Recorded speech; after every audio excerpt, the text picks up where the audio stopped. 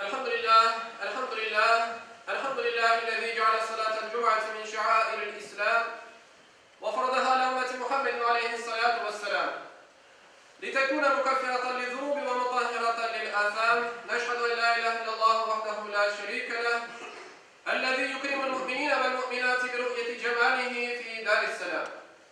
ونشهد أن سيدنا وسندنا ومولانا محمدا عبده ورسوله المبعوث بالدعوة وهي إلى دار السلام. صلى الله تعالى عليه وعلى آله وأولاده وأزواجه وأصحابه وأتباعه وخلفائه الراشدين المرشدين المهديين من بعده ووزرائه الكاملين في عهده، خصوصا منهم على الأئمة خلفاء رسول الله على التحقيق أمير المؤمنين حضرة أبي بكر وعمر وعثمان وعلي وعلى بقية الصحابة والتابعين رضوان الله تعالى عليهم أجمعين. أيها المؤمنون الحاضرون اتقوا الله وأطيعوه إن الله مع الذين اتقوا والذين هم محسنون. قال الله تعالى في كتابه الكريم: أعوذ بالله من الشيطان الرجيم، بسم الله الرحمن الرحيم. يا أيها الذين آمنوا أطيعوا الله وأطيعوا الرسول وأولي الأمر منكم فإن تنازعتم في شيء فردوه إلى الله والرسول إن كنتم تؤمنون بالله واليوم الآخر ذلك خير وأحسن تأويلا. Sadakallahul azim. Muhterem Müslümanlar, hutbemiz Allah ve Peygamberi ile emir sahiplerine itaat etmek, onlara boysunmak hakkında olacaktır. Yüce Mevlamız, saygılı cemaat, Kur'an-ı Kerim'de bizlerge böyle buyuruyor: Ey iman etkenler! Allah'a itaat etiniz, Peygamberge itaat etiniz ve sizden, müminlerden olan emir sahiplerine itaat etiniz. Bu ayetten Allah-u Teala ona, Peygamberine ve emir sahiplerine boysunmakın farz olduğunu beyan etti. Bu yerde dikkat edilecek bir husus var. Bu üç itaat arasında kuvvetli münasebet var.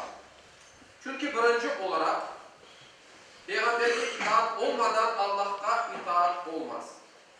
Bu hususta Yüce Rabbimiz kim Peygamber'e itaat etse Allah'a itaat etken olur buyurdu.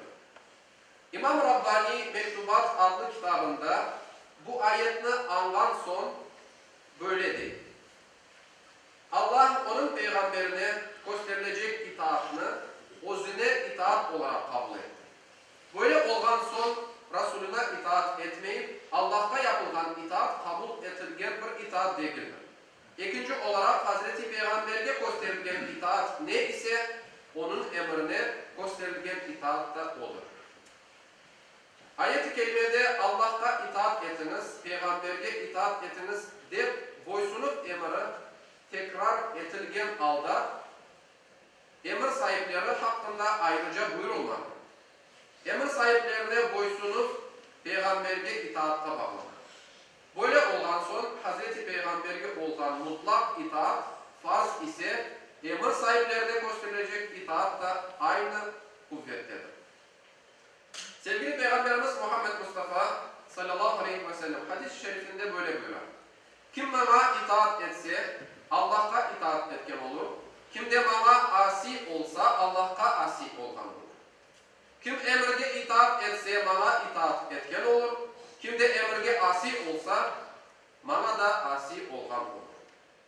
Muhterem müminler, Peygamber Efendimiz sallallahu aleyhi ve sellem veda hacından son düşmanını toklatmak için içinde en büyük sahabeler olan bir ordu topladı. Peygamberimiz sallallahu aleyhi ve sellem çıkarılan bu orduğa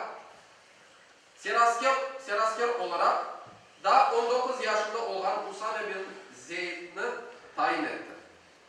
Böyle yaş bir kimsenin orduğa başlık tayin getirgeni çeşitli laflarına sebep oldu. Bu al Peygamber Efendimiz'e bildirilgende o minberge çıktı ve dedi: Eğer Usame'nin başlık oğluna til uzatsanız daha evvel babasının da başlık oğluna til uzattan olursunuz. Babası Zeyd reislikke layık olanı gibi oğlu da layıktır. Babası nasıl en sevgenim ise Usame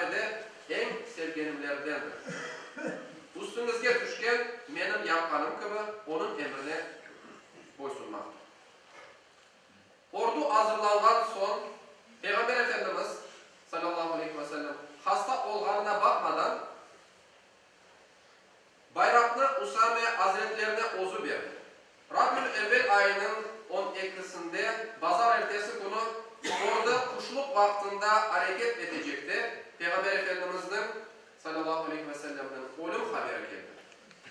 Hazreti Ebu Bekir radıyallahu anh halife sayılanlarına kadar ordu hareket etmedi.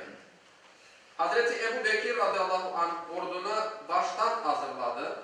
Bazı Müslümanlar Usame'nin pek yaş olduğunu aytıp demiştirilmesini istediler. Hazreti Ebu Bekir radıyallahu anh, ben onu nasıl demiştirebilirim? Onu Allah'ın Resulü tayin etti. Deyip cevap vergende bir kimse bir şey aytalmadı. Hazreti Ebu Bekir şehirinin çetine çıkıp Hazreti Usame'nin atına oturttan son Hazreti Usame at üstünde, Hazreti Ebu Bekir ise caya bölmeye başladılar.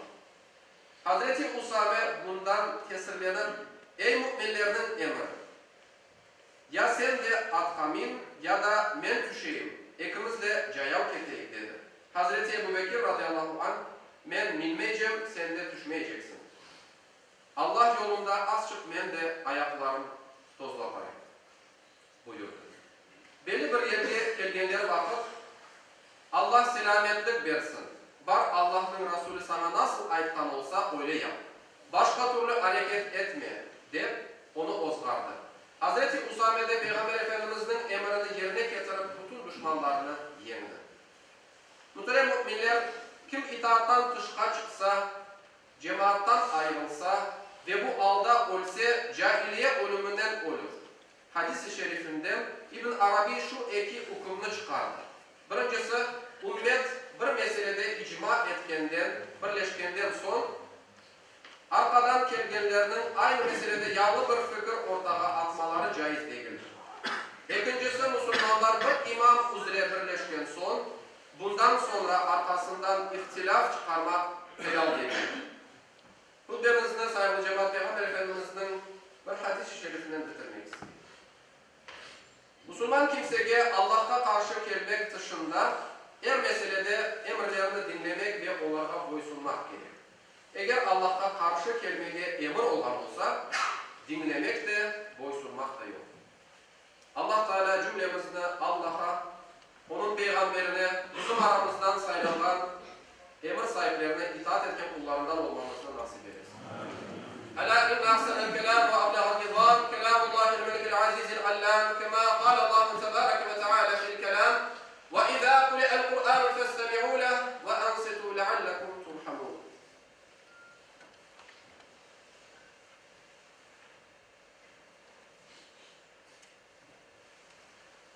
Elhamdülillah, elhamdülillah, elhamdülillahi hamdel kamilina ve salatu ve selamu ala Resulina Muhammedin ve ala alihi ve sahbihi ecma'in. Ta'zimen li nebiyyihi ve tekrimen li fekhameti şâni şerefi safi. فقال عز وجل من قائل مخبرا وآمرا إن الله وملائكته يصلون على النبي يا أيها الذين آمنوا صلوا عليه وسلموا تسليما اللهم صل على سيدنا محمد.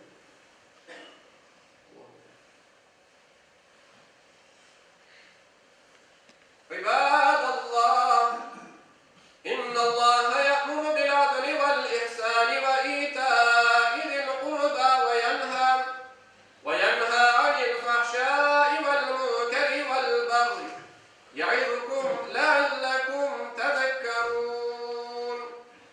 Sayın Müslümanlar, geçen cuma namazımızda toplanan sadakanın miktarı 1655 grivnadır.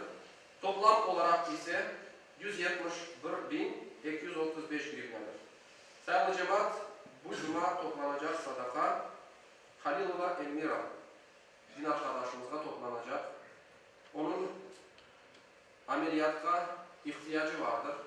Onun için elimizden geldiği kadar yardım ettik. Hem dualarımızla hem de verilecek sadakalarımızla. Allah